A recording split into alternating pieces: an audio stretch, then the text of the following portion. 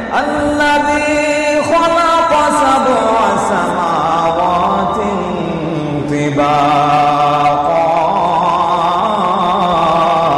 الله أكبر আল্লাহ রাব্বুল আলামিন আসমানটারে আল্লাহ স্তরে স্তরে 7টা স্তরে বিভক্ত করেছেন।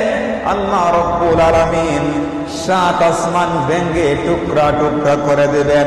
জমিনের মধ্যে কোনো বিল্ডিং থাকবে না, জমিনের মধ্যে কোনো পাহাড় থাকবে না, জমিনের মধ্যে কোনো গাছপালা থাকবে না। ওয়াতাকুনু জিবালু কাল-ইহনিল মানফুশ। আল্লাহু আকবার। সমস্ত পাহাড় দুনিত পশমের নাই বাতাসের মধ্যে উড়বে, আর গোটা পৃথিবী একটা সমতল মাঠ হয়ে যাবে। উঁচা থাকবে না, নিচা থাকবে না, পাহাড় থাকবে না, পর্বত থাকবে না, গাছপালা বলতে কিছুই থাকবে না, ছায়া বলতে কিছুই থাকবে না। আল্লাহু আকবার বলেন। সেই সমতল মাঠ কায়েম হবে, ওই মাঠের নাম হবে কিয়ামতের মাঠ। ওই ময়দানের মধ্যে এতগুলো মানুষ কেমনে জায়গা হবে? আদম নবী থেকে ঈসা আলাইহিস সালাম পর্যন্ত সমস্ত নবীর উম্মতেরা আপন আপন কবর থেকে হাশরের ময়দানে দৌড়াবে। কেমনে জায়গা হবে? আল্লাহ কোরআন শরীফের মধ্যে বলেন ওয়াইদাল আরদু মুদ্দাত, অর্থাৎ জমিনটারে আল্লাহ বিস্তৃত করে দিবেন, প্রশস্ত করে দিবেন। আল্লাহু আকবার বলেন। আল্লাহ রাব্বুল আলামিন জমিনটারে প্রশস্ত করে দিবেন, বিস্তৃত করে দিবেন। জমিনের মধ্যে সব উম্মত একত্রিত হবে আল্লাহর দরবারের মধ্যে শেষ বিচারে কি ফয়সালা হয় জানার জন্য। কার কি আমলনামা কোন হাতের মধ্যে পাবে? ডান হাতের মধ্যে পাবে না বাম হাতের মধ্যে পাবে? ইয়াউমা ইয়াকুমুন নাসু লিরাব্বিল আলামিন। আল্লাহু আকবার। সেই আশায় মানুষ দাঁড়িয়ে থাকবে, হাজার হাজার বছর মানুষ দাঁড়িয়ে থাকবে। বিচার কখন শুরু হবে? কখন আল্লাহ তো রাগান্বিত অবস্থায় ওয়াহিদুল কাহ্হার সেই ময়দানের মধ্যে আল্লাহকে বলবেন যে আল্লাহ বিচার শুরু করুন। এই সাহসটা পর্যন্ত তার হবে না। আল্লাহু আকবার বলেন। সেদিন জমিনটা মাটির জমিন হবে না, পিতলের জমিন হবে। কিসের জমিন? তামার, তামার জমিন হবে, অথবা পুরা মাটির জমিন হবে।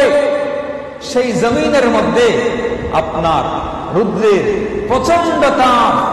বর্তমান আপনার পৃথিবী থেকে সূর্যের দূরত্ব হচ্ছে 9,30,00,000 মাইল দূরে। সুবহানাল্লাহ বলেন। 9,30,00,000 মাইল দূর থেকে সূর্যের আলো আসে 8 মিনিট 32 সেকেন্ড অথবা 20 সেকেন্ডে আলো পৃথিবীতে আসে। সূর্যের পিঠ সামান্য, কিন্তু সূর্যের পিঠের যে তাপ এত দূর থেকে আসে, তারপরও আমরা এই ঠিক দ্বিপ্রহরের রৌদ্রের সময় আমাদের অবস্থা কি হয়? আমরা রাস্তাঘাটে চলতে পারি না, প্রচন্ড রৌদ্রের তাপ আমাদেরকে কি করে বলেন না, আমাদের অবস্থা একেবারে খারাপ করে ফেলে। সুতরাং সেই ময়দান কেমন হবে? যেদিন সূর্যের মুখ আসবে সামনে, মুখ আসবে সামনে, আর 1 মাইল মাথার 1 মাইল উপরে সূর্যের মুখ দিয়ে আমাদেরকে তাপ দিবে। জমিনটা হবে কে? তামার। বলেন না, জমিটা কিসের?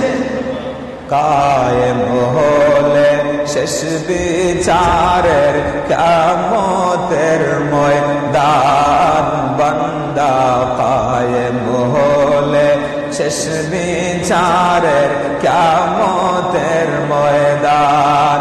মাটি যেদিন তামা হবে, মাথার উপর সূর্য আসবে, ছোট বড় ধনী গরিব হবে সমান। কায়েম হলে বিচারের কিয়ামতের ময়দান বান্দা কায়েম হলে শেষ বিচারের কিয়ামত সেই কঠিন ময়দানে আমার নবী থাকবেন সিজদায় ইরফারা সাকা বলবেন দয়াল আল্লাহ তাআলা সেই সময় এই গোলামরা সেই সময় এই গোলামরা গাইব নবীর শান কায়েম হলে শেষ বিচারের কিয়ামতের ময়দান বান্দা কায়েম হলে শেষ বিচারের কিয়ামতের ময়দান আল্লাহু আকবার সেদিন বন্ধু বন্ধুর কাছ থেকে পলায়ন করবে, মা তার সন্তান থেকে পলায়ন করবে, সন্তান তার বাবা থেকে পলায়ন করবে, বন্ধু তার বন্ধু থেকে পলায়ন করবে। ইয়াউমা ইয়াফিরুল মারউ মিন আখিহি ওয়া উম্মিহি ওয়া আবিহি। ভাই তার বোন থেকে পলায়ন করবে, সন্তান তার মা থেকে পলায়ন করবে, সন্তান তার বাবা থেকে পলায়ন করবে। কেন পলায়ন করবে কারণটা বলে দিয়ে যায়। মা যদি সন্তানকে বলে, হে আমার কলিজার টুকরা সন্তান, তোমারে আমি আমার পেটের ভিতর 10 মাস 10 দিন পর্যন্ত লালন করেছি, কি পরিমাণ কষ্ট করে লালন পালন করেছি, হে আমার সন্তান এই ময়দানের মধ্যে আল্লাহর দরবারে একটা নেকির জন্য আমি আটকে পড়ে গেছি, একটা নেকি দিয়ে আমার সাহায্য করো। এই বয়ান সন্তান মার কাছে ধরা দিবে না, সন্তান বাবার কাছে ধরা দিবে না, বন্ধু বন্ধুর কাছে ধরা দিবে না। কেমন অবস্থা হবে? মানুষ উলঙ্গ অবস্থায় থাকবে। আম্মা জান আয়েশা সিদ্দিকা রাদিয়াল্লাহু তাআলা আনহা বলেন, ইয়া রাসূলুল্লাহ, ইয়া হাবিবাল্লাহ, ইয়া রাসূলুল্লাহ, উলঙ্গ অবস্থায় পায়ের মধ্যে কোনো জুতা থাকবে না, একজন কি আরেকজনের লজ্জার স্থানের দিকে তাকাইবে না। আল্লাহর হাবিব বলেন, হে আয়েশা, হে আয়েশা, এমন একটা অবস্থা হবে হাসরের মাঠে একজন আরেকজনের লজ্জার স্থানের দিকে তাকাইবার মতন কোন হুঁশ জ্ঞান থাকবে না। আল্লাহু আকবার বলেন। পা রাখার স্থান ছাড়া কোন স্থান থাকবে না, কোন ছায়া নাই, গাছ নাই। দুনিয়ার মধ্যে তো আমরা প্রচন্ড রৌদ্রের মধ্যে কিছু অবস্থান করলে আমরা ঘর আছে, বাড়ি আছে, আছে না, গাছ আছে, আছে না, ছায়া আছে। কিন্তু হাসরের মাঠ ছায়া নাই, গাছ নাই, ঘর নাই, বাড়ি নাই, পাহাড় নাই, ঘর নাই, বিল্ডিং নাই, আশ্রয় নেওয়ার মতন কোন, বলেন না, আশ্রয় নেওয়ার মতন কোন জায়গা নাই। প্রচন্ড রৌদ্রের তাপে বাতের মার যে টকবক করে, মাথার মগজ এভাবে ঠকবক করে নাকের ছিদ্র দিয়া আর মুখ দিয়া বের হবে, জিহ্বাটা লম্বা হতে হতে নাভির নিচে চলে আসে, এভাবে হেসরাইতে থাকে। নাউজুবিল্লাহ। এইরকম ভাবে হাসরের মাঠের করুণ দৃশ্য। ইয়াজতামিউল মুমিনুনা ফায়াকুলুনা লাউ ইস্তাশফা'না ইলা রাব্বিনা। সমস্ত নবীর উম্মতরা পেরেশান হয়ে যাবে। আল্লাহ, বুখারীর হাদিস, এই ময়দানে যদি আমাদের জন্য একটু সুপারিশের ব্যবস্থা করতো। আল্লাহু আকবার বলেন। তারা একজন করে প্রথমে যাবে আদম নবীর কাছে, তারপরে যাবে ঈসা নবীর, তারপরে যাবে নূহ নবীর কাছে, তারপরে যাবে ইব্রাহিম নবীর কাছে। সবাই বলবে, রিভিউজ করে দিবে, ইযহাবু ইলা গায়রি, অন্যের কাছে যাও, অন্যের কাছে যাও, বলতে বলতে সর্বশেষ মুহাম্মদুর রাসূলুল্লাহ সাল্লাল্লাহু আলাইহি সাল্লামের কাছে যাবে। সুবহানাল্লাহ, যারা বলেন সুবহানাল্লাহ। সর্বশেষ মুহাম্মদুর রাসূলুল্লাহ সাল্লাল্লাহু আলাইহি ওয়াসাল্লাম সিজদার মধ্যে পড়বেন উম্মতের জন্য। লা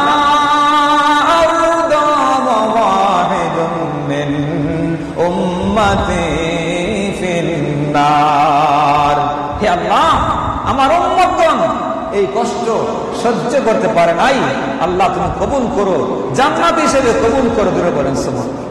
বিচার শুরু হবে।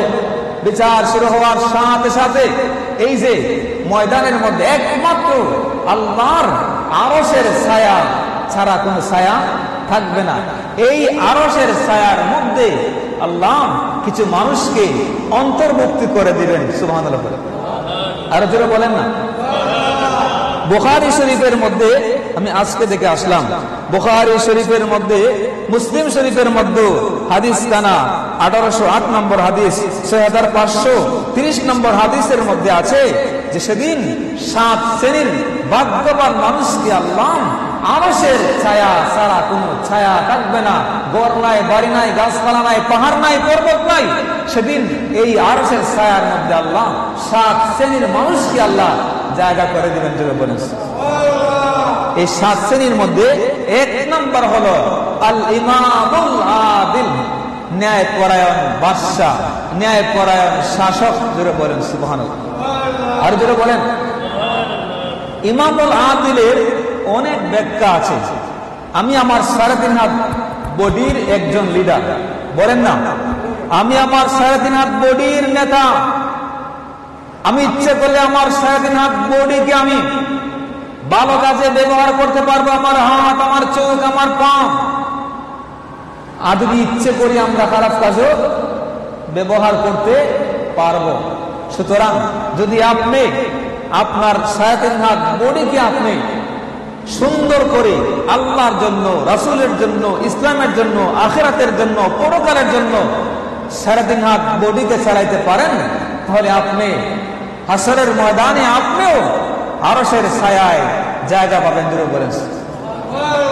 আপনি একজন সমাজের নেতা, সমাজের ইমাম আছে না, মেম্বার, চেয়ারম্যান, মাতব্বর, যারা বিচার বৈঠক করেন, ন্যায় পরায়ণ শাসক, যারা সমাজের মধ্যে সাদাকে সাদাই বলে আর কালোকে কালোই বলে।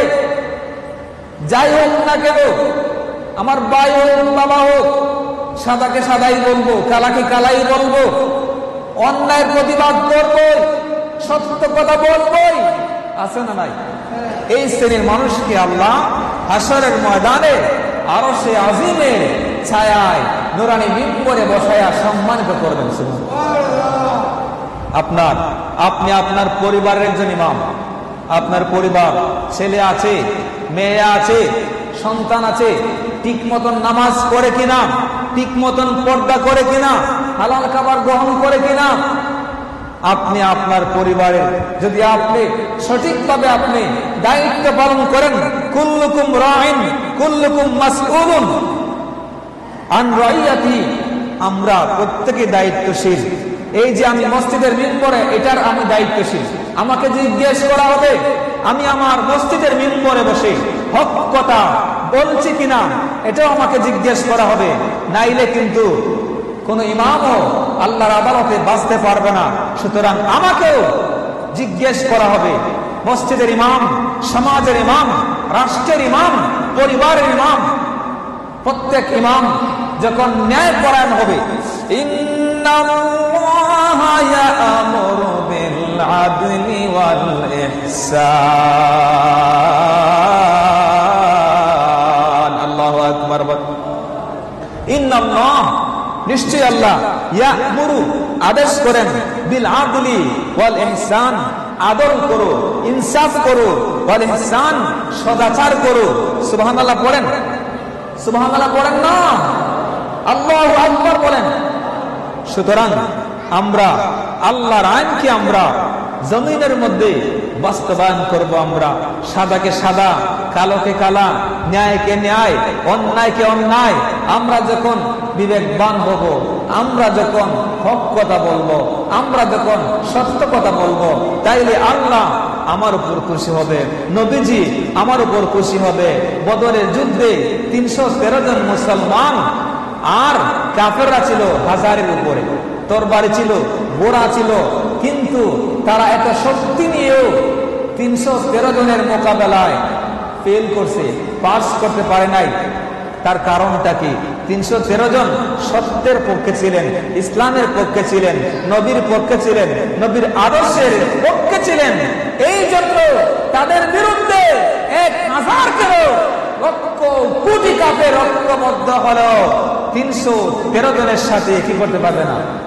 বিজয় লাভ করতে পারবে না। কারণ আল্লাহ বলেছেন জাআল ওয়াকুল জাআল হক ওয়া যাহাকাল বাতিল ইন্নাল বাতিলা কানা যাউকা।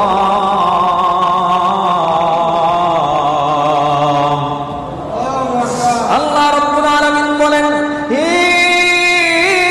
জমিনের বান্দারা, সত্যের মোকাবেলা মিথ্যা টিকে থাকতে পারে নাই। যুগ যুগ ধরে যারা সত্যবাদী ছিল তারাই বিজয় লাভ করেছে। মূসা আলাইহিস সালামের সাথে গাদ্দারি করেছে ফিরআউন, আল্লাহ তারে পানি নিচে ডুবাইয়া ধ্বংস করে দিয়েছেন। মূসা নবীকে আল্লাহ রক্ষা করেছেন। ইব্রাহিম আলাইহিস সালাম নমরুদের সাথে গাদ্দারি করেছে, ইব্রাহিম আলাইহিস সালামকে আল্লাহ রক্ষা করেছেন। নমরুদকে আল্লাহ মশার বাহিনী দ্বারা ধ্বংস করে দিয়েছেন। বলেন সুবহানাল্লাহ। আল্লাহর ঘরখানায় কাবা ধ্বংস করার জন্য আব্রাহা বাদশা বড় বড় হাতি নিয়ে গিয়েছিল। আলাম তারা কাইফা ফাআলা রাব্বুকা বিআসহাবিল ফিল। আলাম তারা, আপনি কি দেখেন নাই? কাইফা, কিভাবে ফাআলা করেছেন রব্বুকা, তোমার প্রভু, বিআসহাবিল ফিল, হস্তিওয়ালার সাথে। অর্থাৎ আল্লাহ বলেন, বন্ধু আপনি কি দেখেন নাই হস্তিওয়ালার সাথে আল্লাহ কি আচরণ করেছেন? বড় বড় হাতি নিয়ে গেছে, মুসলমানের কাবা ধ্বংস করে দিবে। আর আল্লাহ ওয়া আরসালাম আলাইহিম তায়রান আবাবিল, ছোট্ট ছোট্ট পাখি পাঠাইয়া আল্লাহ বড় বড় হাতিকে ধ্বংস করে দিয়েছেন। বলেন সুবহানাল্লাহ। আল্লাহু আকবার বলেন।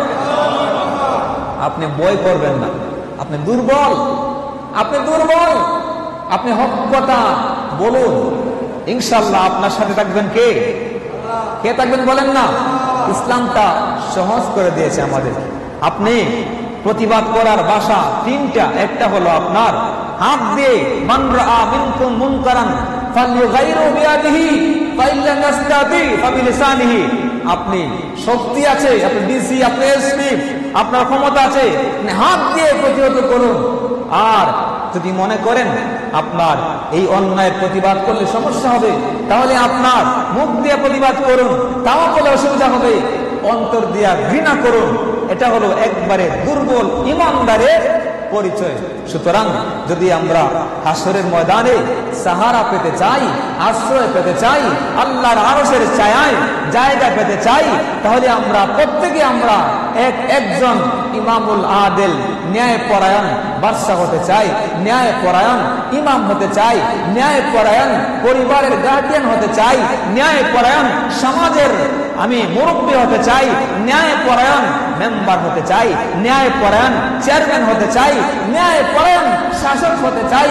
তাহলে হাসরের ময়দানে আল্লাহ আপনাকে নূরের মিম্বরে আরশের ছায়ায় জায়গা দিবেন। জোরে বলেন, একটু জোরে বলেন সুবহানাল্লাহ। এক নম্বর বললাম। দুই নম্বরে ওয়াশাবুন নাশাআ ফি ইবাদাতি রাব্বিহ, ওই যুবক যার যৌবনকাল ইবাদতের মধ্যে কেটেছে। অর্থাৎ যৌবনকালটা ইয়াং জেনারেশন যারা আছেন, এই সময়টা হচ্ছে very important element for our life. এটা অত্যন্ত গুরুত্বপূর্ণ একটি সময়। এই সময়টাকে যারা আল্লাহ এবং রাসূলের প্রেমে কুরবান করে দিয়েছে, এই সময়ের দাম অনেক বেশি। কারণ যৌবন কাল যখন সিজদা করবেন, ইবাদত করবেন, আল্লাহ আপনাকে গুরুত্ব দিবে, প্রায়োরিটি দিবে। আর বৃদ্ধকালে তো ছেলে সময় দেয় না, মেয়ে সময় দেয় না, পরিবার সময় দেয় না। ইতিহাস এটাই বলেছে, কেউ সময় দেয় না। বন্দুক দিয়া শুট করে নিজে নিজে জীবনটাকে শেষ করে দেওয়ার মতো ইতিহাস আছে না? নাই। কারণ একাকিত্বের যন্ত্রণা বড় কঠিন, একাকিত্বের যন্ত্রণা বড়ই কঠিন। এই জন্য আপনাদেরকে বলবো, যৌবন কালটা আমরা আল্লাহর ইবাদতের মধ্যে যখন কাটাবো, বার্ধক্য সময়, বৃদ্ধ সময় যখন আপনি পারবেন না, তখন আল্লাহ আপনারে বোনাস দেব।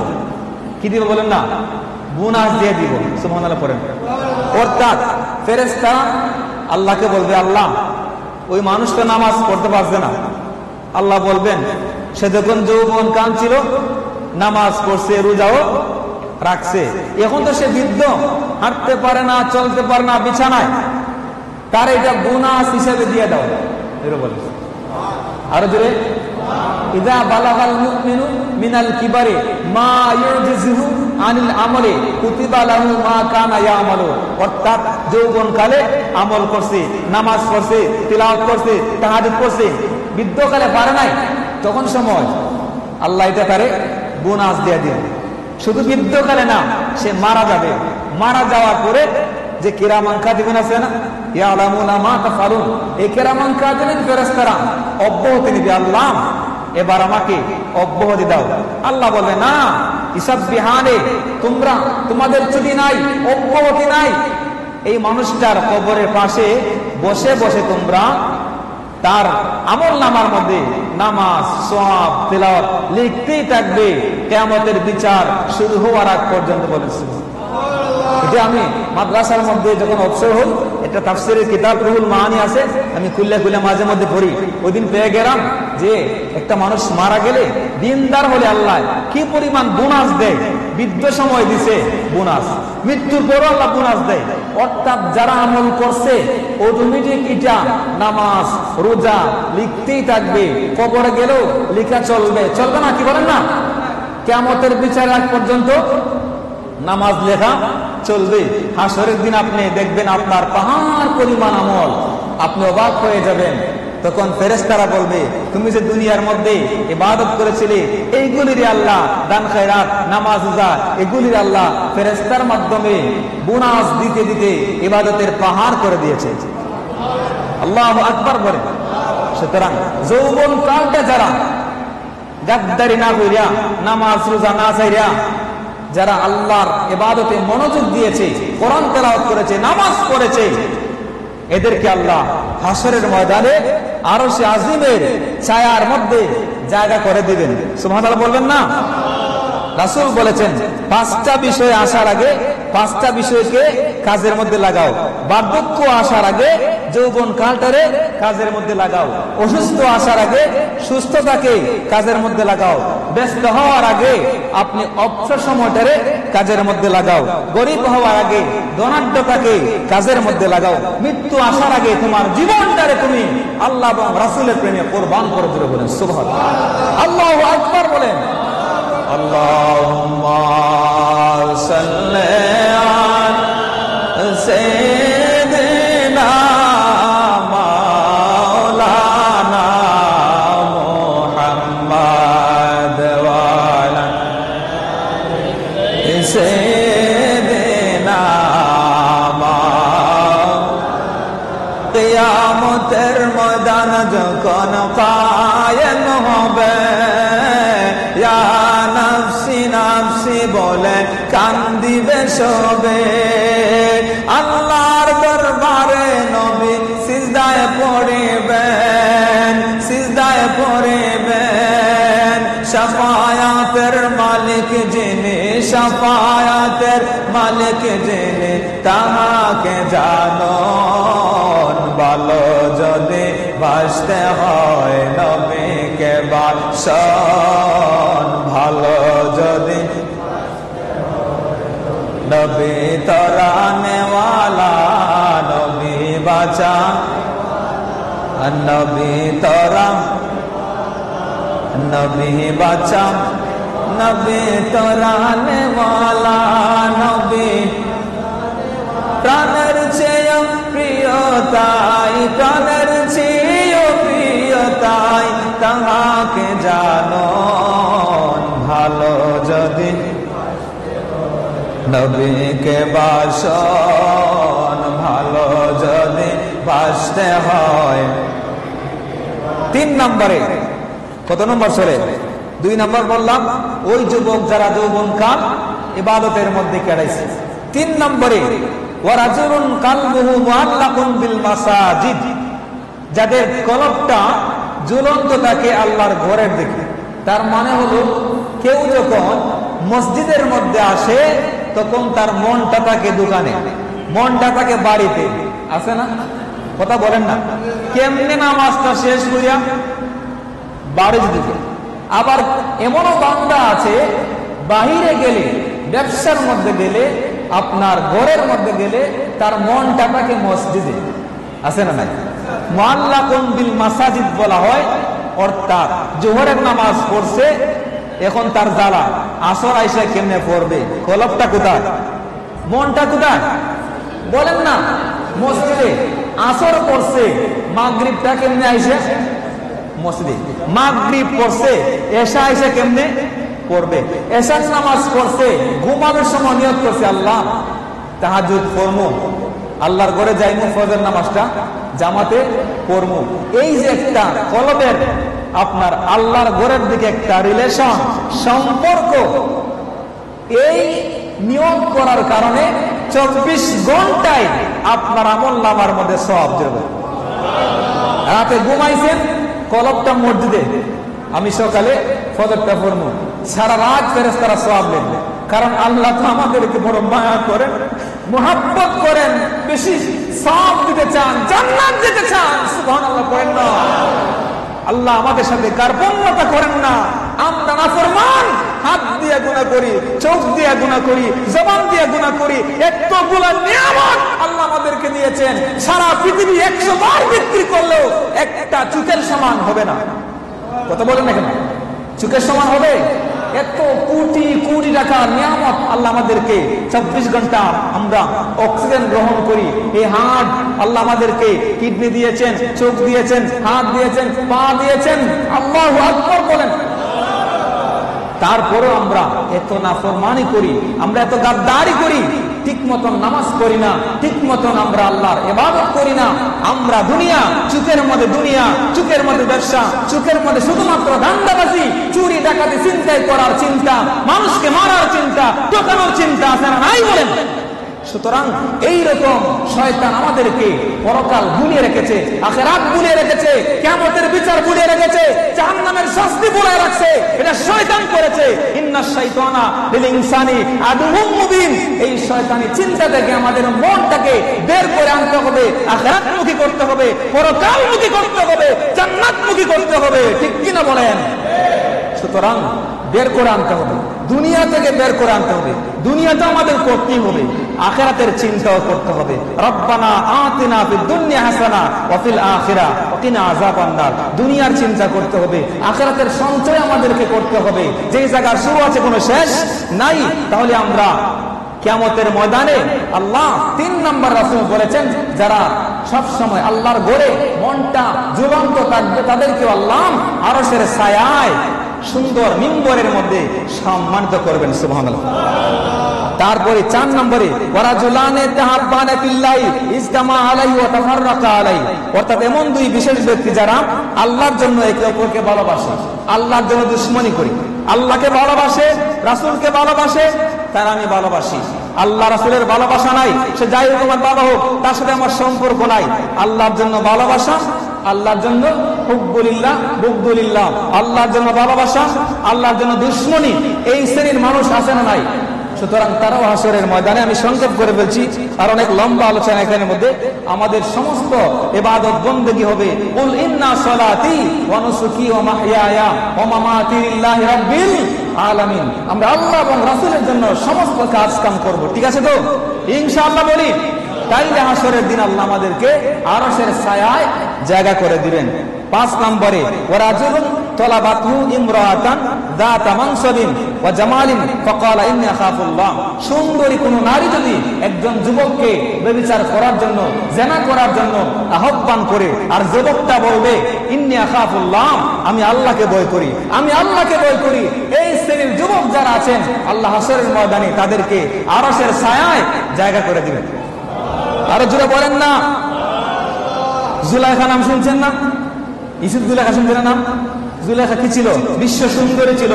ইউসুফ আলাইহিস সালামকে 7টা বিল্ডিং এর আপনার ফার্স্ট কাউন্টার ভিতরে নিয়ে 7টা তালা মারছিল। 7 তালা মাইরা ফার্স্ট কাউন্টার ভিতরে ঢুকাইছে, ব্যভিচারের জন্য প্রস্তাব করছে। ইউসুফ আলাইহিস সালাম বলছেন, কেউ না দেখলেও একজন দেখেন, তিনি কে? জুড়ে বলেন না কে? সুতরাং আমি আল্লাহকে ভয় করি, আল্লাহকে ভয় করি, এই বলেই তিনি একটা দৌড় সামনের দিকে দিয়েছেন।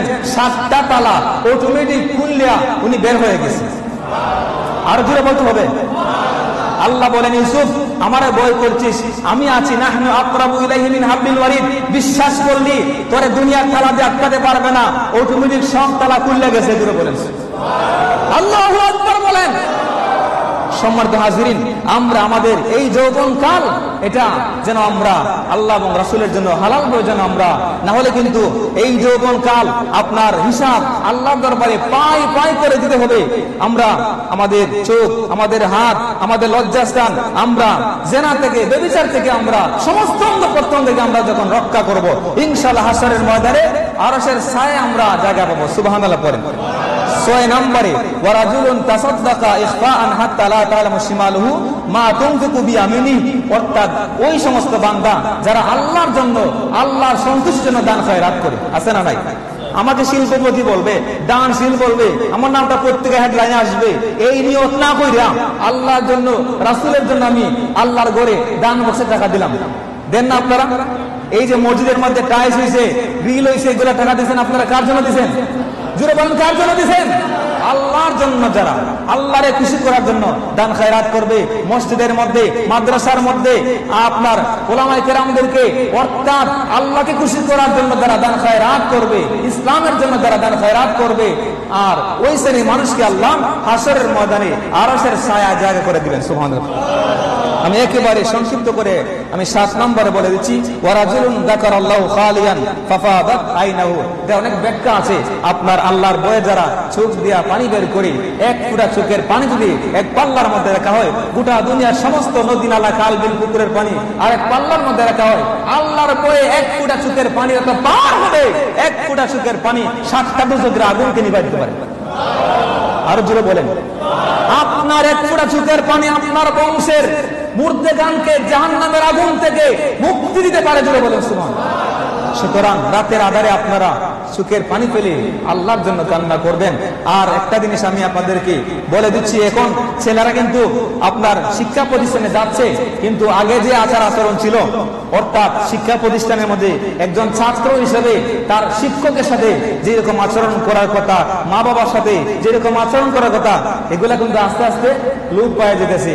আপনাদের সন্তানদেরকে আপনারা আদব শিক্ষা দিবেন। আর দিবু আওলাদাকুম, নবীজি বলেছেন তোমাদের সন্তানদেরকে আদব শিক্ষা দাও, নবীর মহব্বত শিক্ষা দাও, আওলাদ রাসূলের মহব্বত শিক্ষা দাও। এই শিক্ষাটা কিন্তু আপনার একটা গাছ যখন গোড়া থেকে উঠে বাঁকা হলে ওইটা সুদা করে দিলে, বলেন না, সুদা হয়ে যায়।